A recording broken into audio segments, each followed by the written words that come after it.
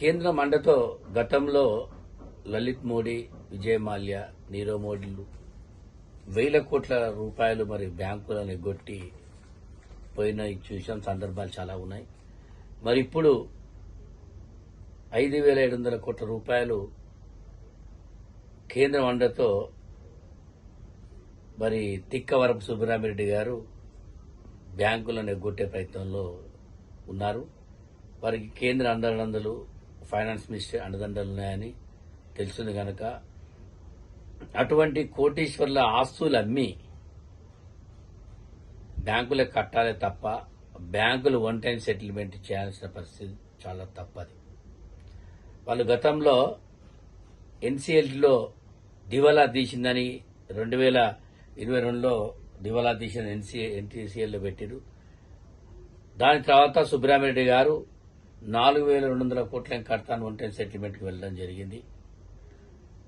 దాని తర్వాత ఇలా కెనరా బ్యాంకుకు చూస్తే 8,100 కోట్లు, పంజాబ్ చూస్తే 8,800 కోట్లు,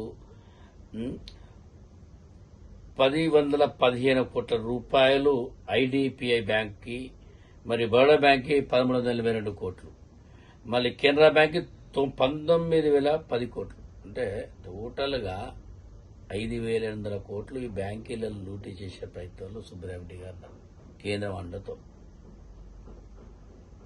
నేను ఒకటే చెప్తున్నా, సామాన్యులకు ఒక లెక్క, ఉన్నోళ్ళకు ఒక లెక్క చూడొద్దు. అదే ఒక పేదవాడు, ఒక విద్యార్థి లోను కట్టకపోతే వారి ఆస్తులు జప్తు చేసి వేలంపాట్లు వేస్తారు. ఒక చిరు వ్యాపారం చిన్నగా లోను కట్టకపోతే వారి దుకాణాలకు తాళాలు వేస్తారు. అటువంటి వారి మీద ఒక న్యాయం, ఉన్నోడి మీద ఒక న్యాయం అని నేను ప్రశ్నిస్తున్న కేంద్రాన్ని.